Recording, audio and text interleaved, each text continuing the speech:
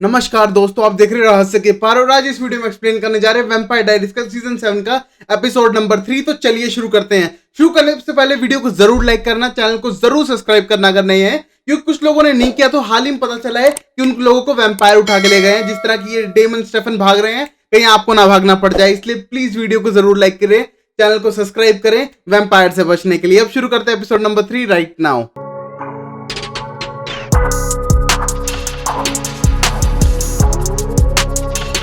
पहला सीन हम फ्यूचर का देखते हैं 3 साल बाद का, जहां पर हम देखते हैं स्टेफन बहुत बुरी तरह से घबराया हुआ है। फोन करता है सीधा टाइलर को। टाइलर सिटी के अंदर है, कार चलाते हुए बात कर रहा है और बोल रहे क्या बात हुई। और ये कहने के बाद स्टेफन बोलता है कि मेरा फोन नहीं उठा रही कैरोलाइन, उसको कहो कि मेरा घाव वापस आ चुका है और वो बिल्कुल सतर्क हो जाए। और ये कहने को टाइलर बोलता है मुझे तुम्हारे मामलों में पढ़ना नहीं है, बाय द वे अगर तुम्हारा स्कार वापस आ चुका है, घाव फिर से खुल रहा है, इसका मतलब तुम्हें भागना चाहिए। और ये कहने को बोलता है हाँ मैं भाग रहा हूं, तुम अपना ख्याल रखना और कैरोलाइन को बता देना। और ये कहने के बाद फोन काटता है और अपनी प्यारी गाड़ी में आग लगाने लगता है और पूरी जगह पेट्रोल छिड़क देता है अपनी गाड़ी पे, जिसे वो जान से ज्यादा प्यार करता था। उसमें से अपनी एक तरह से जर्नल निकाल लेता है और पूरी गाड़ी में आग लगा के वहां से चला जाता है। और यहीं पर एपिसोड शुरू होता है। अब फिर हम देखते हैं बानी को जो डायरी एंट्री लिख रही थी अलीना के लिए, और लिखती है कि लिलियन ने तुम्हारी बॉडी को कहीं छुपा दिया है और डेमन को टाउन से दूर रखने के लिए कहा है, और तब वो बाद में उसे वापस कर देगी। और तभी हम देखते हैं कि अब बानी को विजन्स आने लगते हैं जो उसे फिनिक्स स्टोन की वजह से आ रहे थे, लोगों के मरने के, कटने के और वो क्रॉस के वुंड्स वाले निशान। और ये देख के एकदम वो बेहोश हो जाती है। जब वो उठती है तो 10 मिनट बीत चुके थे। अब फिर हम अलारिक को देखते हैं जो स्टोन को एक हाथ में पकड़े, एक तरह से उसके बारे में पढ़ने लग रहा था स्टोन के बारे में। और जैसे ही देखता है कि डेमन आ रहा है, उसको बैग में छुपा देता है। वहीं पर हम देखते हैं कि डेमन उसके घर पे टावल में घूमने लग रहा है और तभी उसको देखने के बाद बोलता है कपड़े तो पहन लिया कर, तू किसी को कंपेल करके किसी के भी घर पे रह सकता है, मेरे घर पे ही क्यों।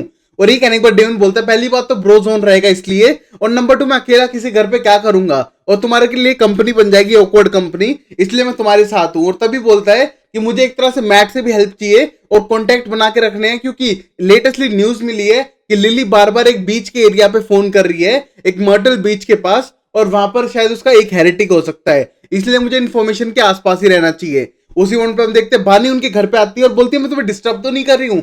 और तभी अलारिक बोलता है बिल्कुल भी डिस्टर्ब नहीं कर रही हूँ, बताओ क्या हुआ।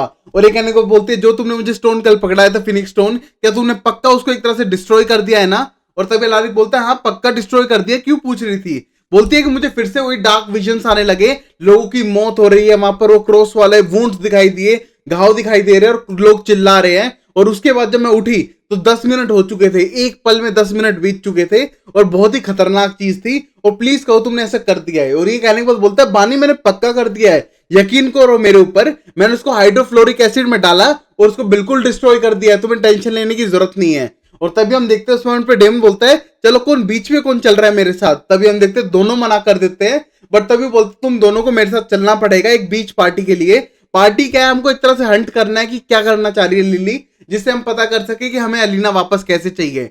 और तभी हम देखते हैं कि अलारिक बोलता है अगर मैं चलूं तो एक ही शर्त पे चलूंगा कि तू पैंट पहन लेगा। और ये कहने के बाद हम देखते हैं डेमन अपना तौलिया भी फेंक के मारता है उसके मुंह पर और कहता है मैं कुछ भी नहीं पहनने वाला। और हम देखते हैं कि बानी अपनी आंख बंद कर लेती है और डेमन तो भाई डेमन है, वो अपनी हरकत करके ही रहता है। अब फिर हम कैरोलाइन को देखते हैं जो अभी भी उस रूम के अंदर बंद थी और वहां पर वो पढ़ने लग रही थी उसके बारे में कि उसने वेलरी के बारे में क्या क्या लिखा है स्टेफन ने। और तभी हम देखते हैं वहां पर मैरी और नोरा एक तरह से अटैक करती है, एक बॉम्ब सा फेंकती है उसके मुंह पर, जिससे वो गिर जाती है जमीन पे और कहते हैं थैंक यू इसके लिए, और बाहर से हंसने की आवाजें आ रही थी।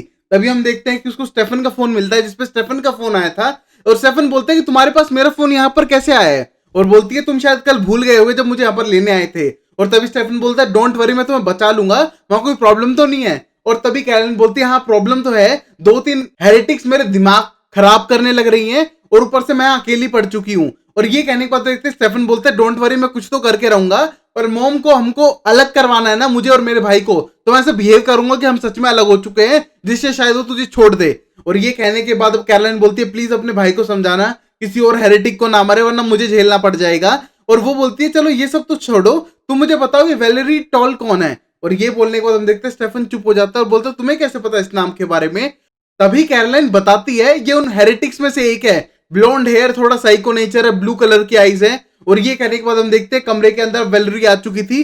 वेलरी उसका फोन तोड़ देती है और उसको लात मार के कहती है हाँ तुमने तो मेरा परफेक्ट डिस्क्रिप्शन दिया, साइको, ब्लू आईज और ब्लॉन्ड हेयर। और ये कहने के बाद हम देखते हैं फोन कट जाता है। वहीं पर हम देखते हैं फोन कटने के बाद स्टेफन को टेंशन होने लगती है कि फोन कैसे कट गया, और तभी उसे बाहर से कुछ आवाजें आने लगती हैं, जिनको सुन के बाहर जाने लगता है और बाहर जाके देखता है कि उसकी मॉम ड्राइविंग कर रही है और गाड़ी पार्क करने की कोशिश कर रही है। पीछे वाली गाड़ी ठोक दी है, आगे वाली उसकी गाड़ी है जो उसकी फेवरेट गाड़ी है।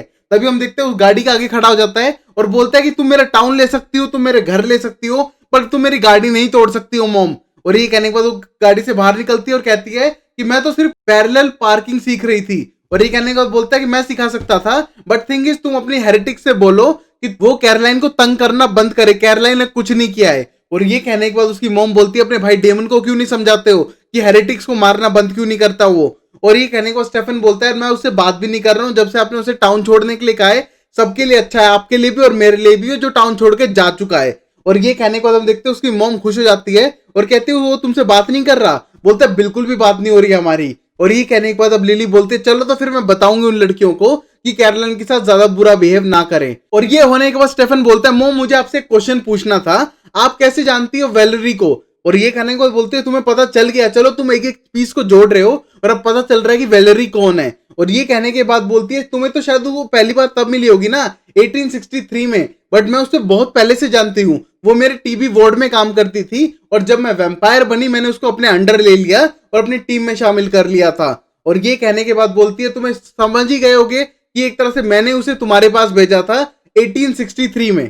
तभी हम देखते हैं एक फ्लैशबैक सीन 1863 का, जहां पर स्टेफन बैठा हुआ लिख रहा था एक फेयर के अंदर। और तभी हम देखते हैं वैलेरी उसके पास आती है और बोलती है तुम्हें यहाँ से हटना पड़ेगा। और ये कहने के बाद स्टेफन बोलता है क्यों हटना पड़ेगा, और तब बोलती है तुम्हारा भोंदू सा मुंह यहाँ का पूरा माहौल बिगाड़ रहा है। और तभी हम देखते हैं स्टेफन हंस पड़ता है और बोलती है मेरा नाम वैलेरी है, और अपने एक दूसरे को इंट्रोड्यूस कराते हैं। और तभी स्टेफन बोलता है तुम इस टाउन की हो क्या, और तब वैलेरी बोलती है नहीं मैं इस टाउन की नहीं हूँ, बस यहाँ से गुजर रही थी। और ये कहने के बाद उनकी दोस्ती हो जाती है।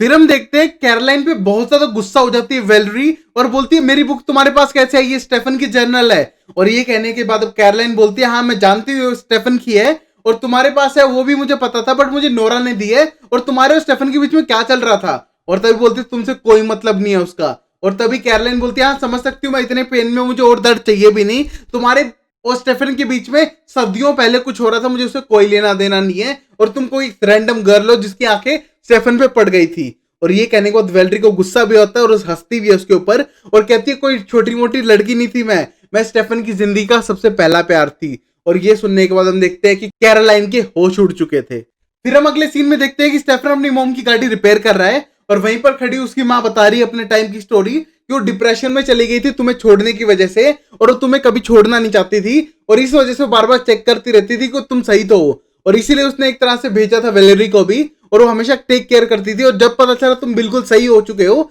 तब मैं टाउन छोड़ने के लिए रेडी थी एक जेंटलमैन दोस्त के साथ। और तभी स्टेफन बोलता है रियली जेंटलमैन दोस्त भी था।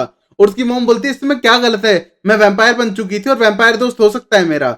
और ये कहने के बाद बोलता है यार मैं बिल्कुल भी यकीन नहीं करता हूँ, क्योंकि जो तुम्हारा फर्स्ट हस्बैंड था हमारा फादर, उसने अपने बच्चों को गोली मार दी थी, तो मुझे तुम्हारी चॉइस पे थोड़ा तो डर है। और ये कहने के बाद बोलती है बिल्कुल भी नहीं, ना मैं वैसी थी और पर्सनली ना जूलियन वैसा था, जूलियन बिल्कुल अलग था दूसरों से, और इसीलिए हर कोई उस पर फिदा हो जाता था। और वो सोचते हुए बहुत खुश हो जाती है। और फिर हम एक फ्लैशबैक सीन देखते हैं। उस सीन में हम जूलियन को देखते हैं जो एक तरह से मनी कलेक्ट कर रहा था, लड़कियों को किस कर रहा था एक तरह से सोल्जर्स के लिए। तभी हम देखते हैं कि उसकी नजर सीधा वैलेरी की तरफ पड़ती है और उसको स्टेफन के साथ हंसता खेलता हुआ देखकर बहुत ही ज्यादा गुस्सा हो जाता है और उसके पास जाता है। तभी हम देखते हैं स्टेफन उसको फादर समझता है वैलेरी का और बोलता है कि हम तो सिर्फ बातचीत कर रहे थे, आप क्या वैलेरी के फादर हो। और तभी हम देखते हैं बोलते हैं जूलियन सिर्फ मेरा एक दोस्त है, पर्सन नोन है, और वैलेरी उसको इस तरह से एक्सप्लेन करती है। और तभी हम देखते हैं वैलेरी को एक कोने में ले जाता है और कहता है कि तुम्हें कहा था ना, लिली साफ साफ बता रही थी कि उसके बेटे का हालचाल पता करना है, उससे दोस्ती नहीं करनी है। वहीं पर हम देखते हैं कि वैलेरी बोलती है कि हाँ सिर्फ दोस्ती करनी है, बट अंदर से उसे पसंद करने लगी थी स्टेफन को, और वो एक तरह से झूठ बोल रही थी जूलियन से। तभी हम देखते हैं कि थोड़ी देर बाद उनकी दोस्ती बढ़ती जाती है। और ये स्टोरी वैलेरी इस टाइम पे कैरोलाइन को भी बताने लग रही थी कि उनके बाद कितने इंटीमेसी हुई, और बोलती है कि मैं उसको ले जाती थी घूमने के लिए, बातचीत करती थी, और ऊपर से मेरा खुद का मैजिक तो था नहीं क्योंकि मैं एक वैम्पायर भी नहीं थी, फर्स्ट थिंग नंबर में ना उसे कंपेल कर सकती थी, और जो तुम कैथरीन सोच रही हो उससे बहुत पहले की बात है ये, और ना वो एक वैम्पायर था।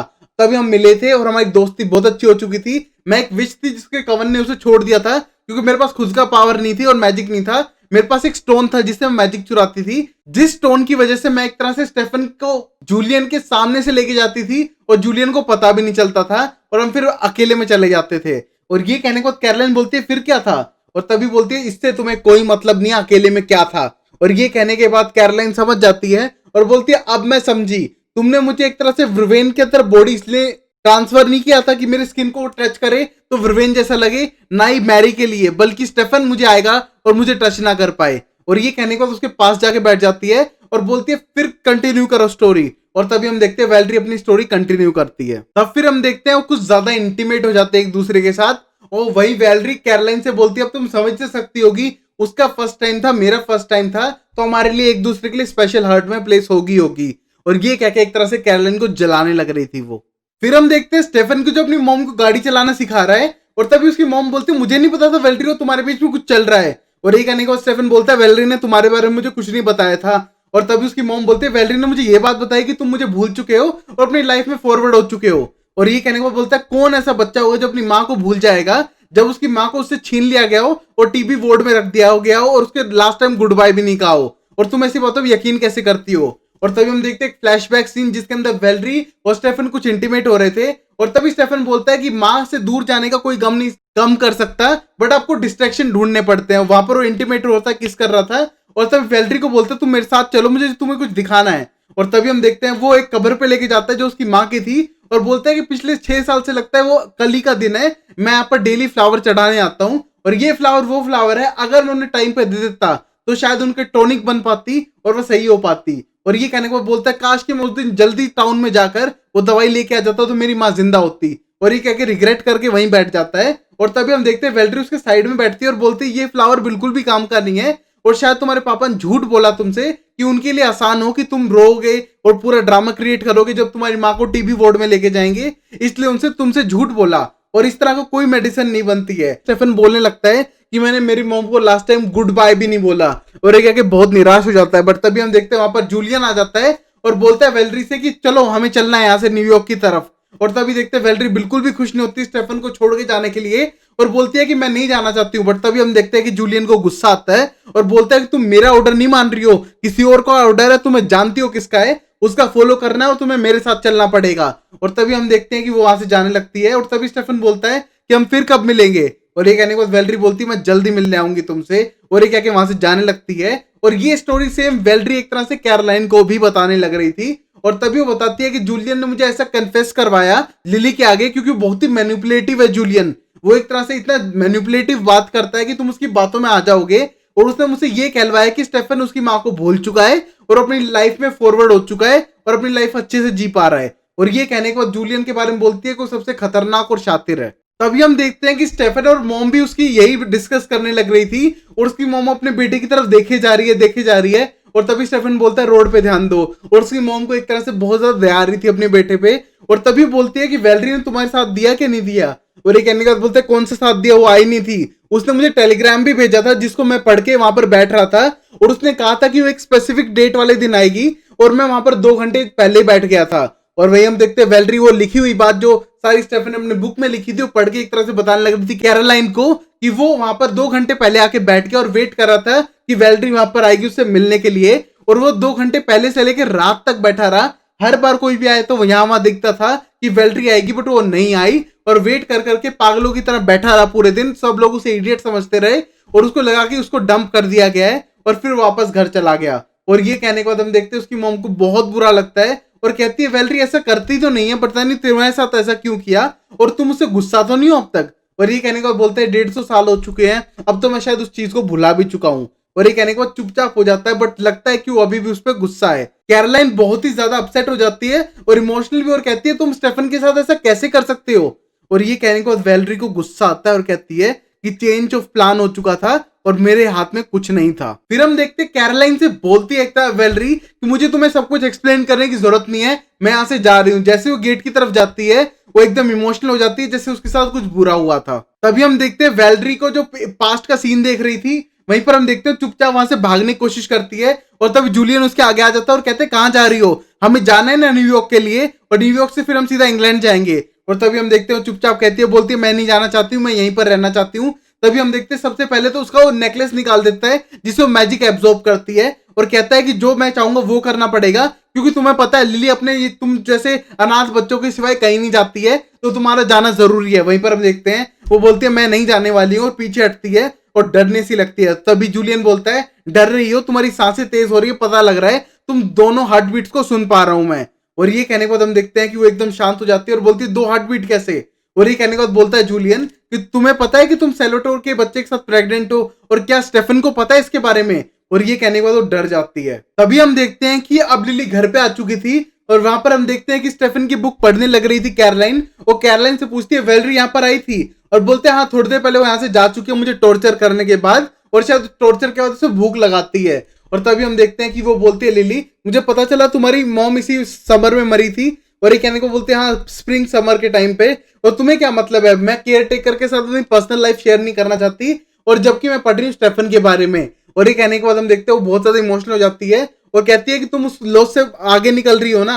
और ये कहने के बाद कैरोलाइन बोलती है कि माँ के प्यार से ज्यादा कुछ नहीं होता, वो लव डिफरेंट है, तुम्हारी भी माँ रही होगी, सबकी माँ होती है, और उस इमोशन को आप बयान नहीं कर पाते हो, तुम उसको भूल नहीं पाओगे कभी भी, चाहे मरे को 100 साल भी हो जाए। जिस तरह की स्टेफन, उसने आपके बारे में हर पेज पे लिखा है, हर बार लिखा है, आपको याद करता था, आपसे प्यार करता था, और तभी उसकी बुक उसे पकड़ा देती है पढ़ने के लिए। और वो पढ़ने के बाद हम देखते हैं कि स्टेफन के बारे में पढ़ के खुश तो होती है, बट वो इमोशन छुपाती है जैसे वो दिखाना नहीं चाहती, और बोलती है कैरोलाइन तुम यहाँ से जा सकती हो, और बोलती है नोरा स्पेल गिरा दो यहाँ से, उसको जाने दो। और तभी हम देखते हैं कि अब लिली बोलती है जल्दी से चली जाओ कि मेरा मूड बदल जाए, उससे पहले यहाँ से चली जाओ। और ये कहने के बाद बोलती है थैंक बचाने के लिए, और ये कहने के बाद वहां से भाग जाती है। और हम देखते हैं कि बहुत ज्यादा इमोशनल थी, और वो पढ़ती है उसके बारे में कि वो वेलरी का किस तरह वेट कर रहा था पुराने टाइम में, और अब प्रेजेंट टाइम में भी उसी जगह पे लाइक उसी सिमिलर प्लेस पे बैठ के वेट कर रहा था और अकेला बैठा हुआ था। तभी हम देखते हैं वहां पर वेलरी आके बैठ जाती है, अपनी स्टोरी बताती है उस रात की जिस दिन वो मिलने का आने वाली थी। और तभी जूलियन ने उसे रोक लिया था, और तभी हम देखते हैं जूलियन उसको मारना शुरू करता है और बोलता है कि तुम्हारे यहाँ पर रुकने की रीजन है और मेरे यहाँ से जाने की रीजन है, उसके बीच में तुम आ रही हो। और उसे मार मार के एक तरह से उसके बच्चे की मौत कर देता है जो उसके पेट में पल रहा था। और वहां पर हम देखते हैं कि उसको बुरी तरह से घायल हो जाती है और बिल्कुल मरने की हालत में होती है। जब हम देखते हैं कि उसकी जान बचा ली जाती है, और जब उसे होश आता है तो शिप के अंदर थी जो सीधा इंग्लैंड की तरफ जा रही थी, और लिली ने उसे अपना ब्लड फीड कर दिया था जिसकी वजह से वो हील हो रही थी। और वहीं पर हम देखते हैं जूलियन उसके पास था और उसने वॉर्न किया था अगर उसने कुछ बताया तो वो अफेयर के बारे में बता देगी जो लिली के बेटे स्टेफन के साथ उसका चल रहा था, जिससे लिली बिल्कुल भी खुश नहीं होगी। तो उसने अपना सीक्रेट छुपाने के लिए एक तरह से जूलियन का मारने वाला और बच्चे को गिराने वाला सीक्रेट एक तरह से सीक्रेट रखा, बट वो एक दिन भी एक तरह से उसके अंडर नहीं जीना चाहती थी और उस खौफ में नहीं जीना चाहती थी जूलियन के में। तो उसने जहर खा लिया जब वो ओशियन पार कर रहे थे, पर उसको ये नहीं पता था कि वो एक वैम्पायर में कन्वर्ट हो जाएगी क्योंकि उसके अंदर लिली का ब्लड था, और जैसे ही वो होश में आती है वो पहली हेरेटिक बन जाती है। और ये कहने के बाद हम देखते हो बहुत ज्यादा इमोशनल हो चुकी थी और साइड में मुड़ के देखती है और बोलती है स्टेफन ये मैं तुम्हें बताना चाहती थी बट कभी बता नहीं पाई और मैं कितना सॉरी फील कर रही हूँ। तभी हम देखते हैं स्टेफन का कोई रिएक्शन नहीं होता इस चीज पे, और पता चलता है कि स्टेफन को ना कुछ दिखाई दे रहा है ना कुछ सुनाई दे रहा है, और ये सिर्फ अपनी मन की संतुष्टि के लिए वेलेरी ऐसा कर रही थी। और वहीं पर हम देखते हैं आंखों में उसके पानी आने को था और बोलती है कि मैं शायद तुम्हें कभी जिंदगी में ना बता पाऊं बट अपने सेटिस्फेक्शन के लिए यहाँ पर आके बैठ चुकी हूँ। और ये कहने के बाद इमोशनल हो जाती है। अब फिर हम अगले सीन में देखते हैं कि डेमन, बानी और अलारिक पहुंच चुके थे उस रेस्टोरेंट के अंदर बीच के पास जहां पर उन्हें पता था कि कोई हेरेटिक रह रहा है। वहीं पर हम देखते हैं कि इस मोमेंट पे डेमन बोलता है प्लान बन चुका है, हम हेरेटिक को पकड़ेंगे, एक तरह से लिली को देंगे, उसके बदले अलीना ले लेंगे। और तभी अलारिक बोलता है ये तो कर लोगे बट हेरेटिक को पकड़ोगे कैसे, उसको पकड़ना इतना इजी है क्या, वो हम सबको मार देगा एक मोमेंट पे। और ये कहने का बोलता है हाँ वो मैंने सोचा नहीं by the way but easy है, एक तरह से उसकी गर्दन तोड़ देंगे और जैसे अंदर जाएंगे हम रूम सर्विस बन के।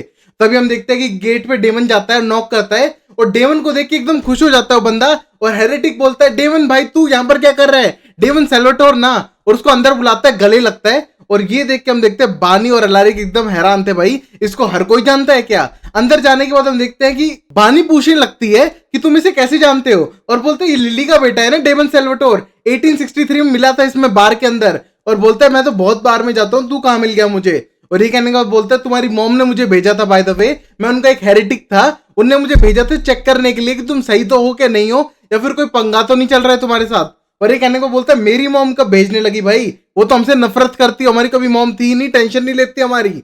और ये कहने के बाद हेरेटिक बोलता है भाई वो लेती है, तुम्हारी केयर करती है, मैं ऑस्कर हूं, तू याद है मिलने आया था मैं तुझसे, शायद तू भूल गया हो बट मुझे याद है, मुझे रिपोर्ट देनी थी तुम्हारी मॉम को, और तुम्हारी मॉम रियल में एक तरह से तुम्हारी केयर करती है, तुम्हारी सोच तुम्हारे पास, बट तुम्हारी मॉम ने मुझे भेजा था। और ये कहने के बाद हम देखते हैं तीनों लोग बहुत ही ज्यादा कंफ्यूज थे उस मोमेंट पर। तभी हम देखते हैं अलारिक पूछने लगता है लिली को नहीं पता कि तुम यहाँ पर हो, और तभी हंसते हंसते बोलता है नहीं उनको नहीं पता, मैं उससे बहाना करके भाग गया था, और लिली विली को किसी को नहीं पता, मुझे किसी के अंडर काम नहीं करना।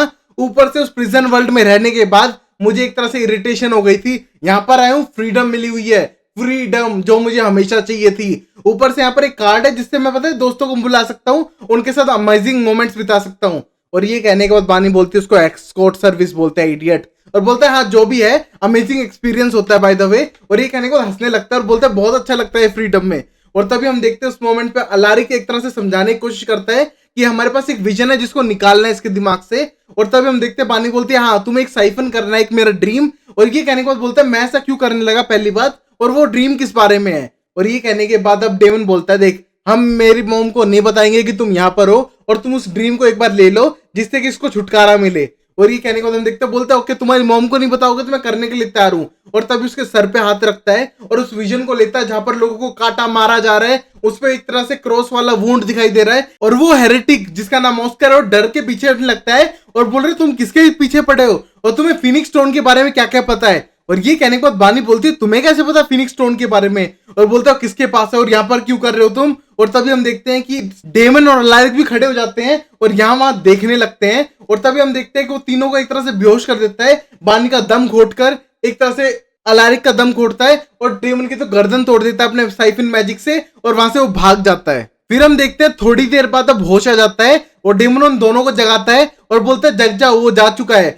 एज तुम्हारे ड्रीम भी जा चुके हैं बट ऑस्कर भी साथ में जा चुका है, उसको मुझे पकड़ना पड़ेगा। और तभी हम देखते हैं कि वो उठती है और तभी अलारिक उठता है और बोलता है कि मेरा एक तरह से स्टोन गायब है। और ये कहने के बाद बानी बोलते हैं स्टोन को तुम जला के खत्म कर चुके थे ना, और बोलता है कि नहीं मेरे पास था। और ये कहने के बाद वो सीधा डेमन की तरफ देखती है और बोलती है डेमन तुम्हें पता था कि वो स्टोन था उसके पास। और डेमन बोलता है हाँ पता भी था और नहीं भी, क्योंकि उसने मुझे बताने के लिए मना किया था बाय द वे, और मैं इसके बीच में नहीं पढ़ना चाहता हूँ, मैं उस बंदे को ढूंढने जा रहा हूँ। और वो वहां से भाग जाता है। और तभी हम देखते हैं कि अब बानी गुस्सा करते हैं और अलारिक से बोलती है कि तुम झूठ कैसे बोल सकते हो, जब मैंने कहा मुझे इतने खतरनाक विजन्स आ रहे हैं मेरी मौत के बारे में, एक तरह से कट के निशान, ये सब तुम्हें कोई मैटर नहीं करता। और ये कहने के बाद अलारिक बोलता है मैटर करता है, बट द थिंग इज मुझे जो को वापस जिंदा करना है, तुम जिंदा हो गई मरने के बाद, मैं और जिंदा हो गया मरने के बाद, तो क्यों नहीं जो हो सकती है। और ये कहने के बाद बोलता है कि हो सकती थी बट दूसरी साइड ही नहीं रही, अब डायरेक्ट मौत है, पहले अदर साइड क्रिएटेड थी अब वो अदर साइड है नहीं तो डायरेक्ट मौत है, वरना हम भी इसी तरह मरते, और उस स्टोन से क्या करते हो तुम्हें पता भी नहीं है। और ये कहने को बोलता है हाँ मुझे कुछ कुछ पता है उस स्टोन को किस तरह यूज करते हैं, और बानी से बहस करने लगता है उस बारे में। तभी हम देखते हैं डेमन उसका पीछा करते हुए पहुंच जाता है, उसको कहता है रुको मुझे तुमसे बात करनी है, और तब बोलता है हाँ बात कर सकते हैं। और तभी डेमन बोलता है मैं उनके सामने बता नहीं सकता था बट मुझे तुम याद हो, तुम मुझे मिले थे जब मैं वापस घर जा रहा था एक तरह से बैटल के बीच में से ही। और ये बोलता है हाँ मुझे समझ गया, तुम मुझे जानते हो, पहचान भी गए हो कि मैंने तुम्हारी एक तरह जान भी बचाई थी, याद है जब तुम्हारा पूरा रेजिमेंट एक तरह से मरने वाला था, मैंने तुम्हें सिक लीव लेने के लिए कहा और अगले दिन तुम्हारा पूरा बैच मर गया तुम्हें छोड़कर, क्योंकि तुम सिक लीव पे थे, क्योंकि मुझे पता था ये होने वाला है। ह्यूमन टू ह्यूमन मैंने तुम्हें हेल्प की, अब मुझे यहाँ से जाने दो, क्योंकि मुझे लिली के पैक में बिल्कुल भी नहीं रहना, मुझे आजादी चाहिए, मुझे मस्ती चाहिए। और ये कहने को बोलते हैं पता है मुझे तुम्हें ये सब चाहिए बट मैं तुम्हें इसलिए नहीं चाहता हूँ, बल्कि मुझे तुम्हारे साथ डील करनी है और फिनिक्स स्टोन नहीं चाहिए। और वो बोलता है फिनिक्स स्टोन के पीछे पड़ना मत, बहुत लोग उसके पीछे हैं और मुझे यहाँ से जाने दो।